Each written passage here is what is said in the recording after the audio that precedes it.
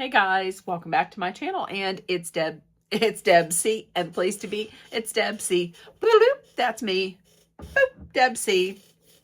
Hey guys, happy Wednesday. Is it Wednesday? Yeah, it's Wednesday. I hope everybody is having a wonderful week and had a great day. Listen, I'm finally going to be talking about this week's episode of Sister Wives. And then tomorrow I will be talking about Real Housewives of Salt Lake City. So let's get into it. Okay. Mary and Jen were going through a box that Mary had found. And this was like some of her her wedding dress and some other things from Cody. I feel like, honestly, why wouldn't you just throw all of this away? But I'm thinking that maybe producers were like, hey, listen, maybe don't get rid of everything. There might be something that you could use in an episode. I got the feeling from the very beginning that Mary did not want to do plural marriage. I feel like it was Cody that wanted to do it, and Cody forced her to do it. That's what I think. So she showed the wedding dress. She made her wedding dress. She's like, that's what 19-year-old polygamous girls do. They make their wedding dress. She made the wedding dress, and she's saying she's having a hard time deciding whether to keep it or throw it away. The reason why it's so hard, because at first when I heard that, I was like, why? He was an asshole. Why would you want to keep this reminder of him? But her grandmother helped her make it. So I can understand that. Now, that letter from Cody to Mary, like, it was all on the surface. If you don't know him, it's all like, oh, okay, I could see he loved her. They were happy, but he did love her. He says that he loved her at one time, but then when he was talking after it was read, and he was talking and he was saying she needed so much reassurance, and she had no self-confidence, and she just needed so much building up and so much reassuring. And then Mary was like, why wouldn't a man want to be reassuring his wife that he loves her? I mean, because especially when they're bringing like another woman in to the marriage, and it hurts her, and he sees that it's hurting her. So it seems like whenever after the fact, it seemed like he was just writing these, not maybe because he loved her, but because he had to preserve like the whole plural marriage thing. Listen, I got to tell you, the person that really seems like they wanted it the most was Cody, and after that, Janelle. Christine and Mary, they didn't seem like they wanted this at all. And I think, listen, and I thought, I don't think I'm the only person that thinks it's weird that Cody, or that Janelle was at one point married to Mary's brother. Like, Mary's brother and Janelle were married for like a year. And then she was like, peace out, deuces. I'm going to go marry Cody, and I'm going to be your sister's sister wife. That's weird. That is so odd. Now, I didn't make notes on this, but I do remember them talking about the ring, and Cody wanted Mary to melt the ring down, because he said, I don't want her to have, what did he say? I didn't want her to have claim to me. And I mean, yeah, I agree, Mary. Like, in a marriage, yeah, a woman has claim over the man as her husband, and he has claim over her as her husband. You know, I mean, that's how it should work. Like I'm going to say regular marriage, because to me, that's not a regular thing. But then he comes out and he says, what I meant was I didn't want her to have more claim over me than Mary or than Janelle or Christine did. Meanwhile, let's move forward when Robin comes into the family, and Robin has way more claim over all three of the others combined. So that was Mary and Jen talking. Okay, so next, let's talk about Janelle. Janelle and her kids, Janelle, Savannah, Gabe, Peyton, Maddie, and Caleb. They're in North Carolina. We find out Gabe has a girlfriend, Gabe has a girlfriend in Chicago. Her name is Bree. And they're getting along lovingly, and he's saying that he is going to be married. He's going to be moving to Chicago in 9 months. And Peyton has a girlfriend, and her name is Ava. And we find out that both of the ladies are lovely. Listen, Cody has absolutely no idea that Maddie's pregnant. That doesn't surprise me. They haven't talked for like 2 or 3 years. And it's just like when he finds out how he finds out.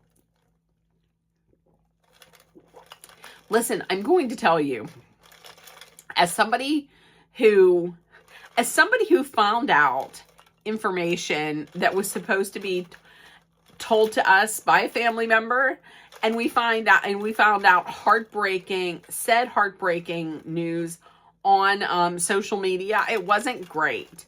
But it was uncalled for, but me and my mother are good people. So it's terrible when you find out very important things about childbirth on social media, say, Facebook. It's terrible because we are good people. But in Cody Brown's situation, and we actually were talking to the people to those people. We were talking to them. Cody Brown, and we wanted a relationship with them. That ship has sailed. But Cody Brown, he's a terrible person. And he hasn't talked to his daughter in 2 to 3 years. So I'm not going to say that that's a terrible thing. I'm going to say karma will get you. Now listen, they were talking about, who's going to take care of the kids. And it's like, Maddie and Caleb will be obviously, at the hospital. And then, Janelle and Savannah are going to take care of the kids. So it was like those said adults, and Evie sitting at the table. I'm going to put this little clip right in here. Likes the house. See, look at her. She looks like she was in the middle of Evie looks like she was in the middle of taking, she's the official minutes keeper. Like she's sitting in from HR or something. Look at her. She's sweet. She's cute. Baby's healthy. I thought that was so cute because the whole scene, I was like, Evie looks like she's like maybe the HR representative, and she's sitting there taking minutes for the meeting or something. I thought she looked so cute. I know that I'm the only person that probably thought that. Okay. Next up, let's talk about Cody and Robin. Okay, so they go to dinner. This is a quote. I don't know if anybody else heard this, but Cody or Robin, they were talking about, I guess, like when your children get old enough to leave, or when your children get older. And Robin said, it's weird to have kids old enough to have their own lives. I don't know that they're ever going to know that, because the way that they treat those daughters of theirs, Aurora and Bree, I don't know that they're ever going to let those girls move. I don't know. I don't know that they're ever going to have daughters that are they're going to be like that. Okay, then they get into Cody dancing. I listen, I number one loosely call that dancing. And number two, and I'm going to say this right now, I'm going to put this out there. Now, Cody Brown is on Special Forces. I don't watch it. I've never watched a single episode. Because number one, it's not a show that like calls to me. But number two, I can't stand Cody Brown. Like, every single time he is on my television, I say, I can't stand that man. So I wouldn't watch it. But listen, if anybody is out there that is say like, you know, works for Dancing with the Stars or is Dancing with the Stars adjacent and sees them talking about dancing, please do not put this man on our television screens for Dancing with the Stars in any time soon in any universe or any parallel universe. Please don't do it. Please don't. Please, please. Thank you. They're saying he did, and then they showed him dancing. Honestly, I'm going to tell you, I feel like he dances like that because he's a narcissist. He needs all of the attention focused on him. That's why I think he dances like that. So Saab and Robin suggest, let's go to a dance class. This dance lesson, I'm going to tell you. What's he say? You're the strip. Oh, she says, you're the stripper and I'm the pole. That was the name of the episode. You're the stripper and I'm the pole. You can come up with something better. So, listen, here's another thing. She don't like him. You can tell she don't like him because she says that his dancing embarrasses me. His dancing embarrasses me. I think more than just his dancing embarrasses you. So I could just barely even pay attention to the dance lesson. Like, this whole thing for them was just so freaking contrived. Just like that date last week, whenever David and Christine went out for lunch, for dinner or whatever. I thought that was contrived. I thought this was contrived. I could care less. I could not have cared less about this. And those instructors, Lord help them. I know they probably wanted to just punch him in the face. He has to drill down every single move 100 times. It was a simple do this, like turn and then face her back. Will you have to do that 100 times? Ugh, no. But let's get to the part that I enjoyed the most. And that was when Christine and David were talking. Now, they had said we had a discussion. We had a discussion previously. And it was a fight. That's their way of saying a fight. So it started off, they were saying that Peyton, whenever he was talking, he used like a movie quote to represent himself to like this girl. He used a movie quote. And David doesn't think that's like a valid emotional feeling. Like, it's not you being genuine. And I tend to disagree because some people are not as quick with like as quick to like come up with something witty or something like very emotional. Some people are not wordsmiths, myself included, most of the time. But still I talk. They're not super eloquent with their words. So they turn to a movie that for them, maybe a movie quote that drew some type of emotion, that evoked an emotion or made them feel something. I know a lot of people think in like song lyrics. So it's just how everybody's minds work differently. And that had Christine talking about how she would read a lot. And I completely understand why she would read so many books, because her life was just so shitty and unfulfilling, why not try to escape to another world? Yes, Twilight was not real. It was not real. But it helped her escape, and it helped her deal with things. And Christine was talking about how she has a very hard time speaking up, just because in plural marriages, and especially in hers, women just are taught to just be quiet, smile, obey, endure. Maybe they're even taught that it's not ladylike for a woman to speak up. That's what you have a husband for, which leads me into the discussion they had. I thought this was a really good discussion that they had. It was all about plural marriage, because we know David's sisters were in plural marriage. So he's seen a lot of this. But before they even gone into that, David was like, listen, I'm not like other people. I'm going to let you talk. And even if your opinion is different from what my opinion is, I'm still going to let you talk. And that's not something that's done a lot in plural marriages. A woman has to, I guess, adopt her husband's opinions and thoughts and feelings. She has to suppress her own.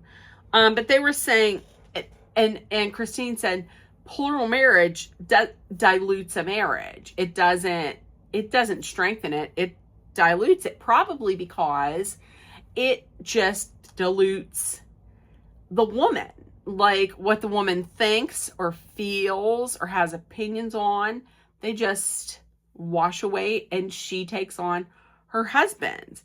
Plural marriage creates hate, and it breeds jealousy, and it encourages control, and it creates control. And David was saying it's really all about the man. Like, in a plural marriage, you have one man and you have all these women, and a man in the plural marriages is really wants the women to compete against one another for his love. So it's no big jump to think that this just breeds narcissists. Like, you have to have some kind of an ego already, some type of big ego to go into a plural marriage. But imagine that, like, you have these women just fighting over you. So of course you're a narcissist. Of course you're going to have this huge ego, and there's going to be this huge amount of control because and jealousy, and because there's one wife who's saying, well, I'm not going to do this. Oh, well, you're not going to do that? If you're not going to do that, I'm going to go over to wife number 2. She will do that. And so you have this jealousy, and you have this hatred, and you have this contempt. I mean, it's not women empowering women. It's women fighting with women and women destroying women. And that's terrible. And Christine had mentioned the quote, they have this quote that's endure till the end. Endure. Because if you endure and you endure through all of the pain and through all the miserableness, then you'll get to the highest level of heaven. Listen, instead of endure till the end, she was like, how about have fun till the end? How about love till the end? How about that? I mean, that's what marriage is supposed to be. It's supposed to be about love. Really, the only person that it seemed like, the only one of the ex-wives who seemed to be okay with plural marriage was Janelle. And I didn't like that, where Janelle was like, of course, there's a couple bad seeds, bad examples examples of this in plural marriage, but so are there are bad examples. There are terrible marriages in monogamy. Yeah, true, but you're not going to have jealousy or hatred or competition or any of this or control like you would, I would think, in a plural marriage. And I thought it was absolutely horrible when Mary was talking about how when she was in plural marriage, the religion made her feel like everything about herself was wrong. Like if she was jealous, if she felt jealousy, then she was wrong for having that feeling.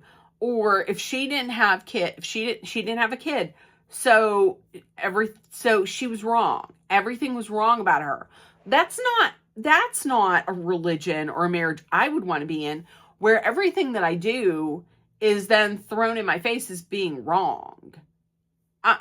No, that's not, no. And she had said something like, she said it too. She said, you have to suffer. And she didn't say women, but in my mind, a woman has to suffer far more than a man in plural marriage. So I thought it was a very good discussion. That, to be honest with you, that discussion was the only thing that saved this week's episode, because all the rest was like, whatever. It could have been a half an hour. So if you watched this week's Sister Wives, please let me know in the comment. Also, look, I haven't revealed everything, but look, I got my tree up. I got a tree up there, and I got a little tree over there. And do you see? I got the little garland up. Okay, so listen, in the comments, if you watched, please let me know. If nobody told you yet today you were loved, seen, and heard, please make sure that you put love, kindness, compassion, acceptance, hope, and positivity out there in the world, so it comes right back at you. Please take care of one another and spread kindness because it is free. Always be aware of your surroundings. Be smart and safe. Let us hydrate with some water. And if you're in a dangerous situation, please know that Dolly and I are sending our love, thoughts, prayers, and positive energy your way, so you make it through. I love you guys. I'm going to see you tomorrow when I talk about Real Housewives of Salt Lake City. Okay, I'll see you tomorrow. Bye, guys. Bye.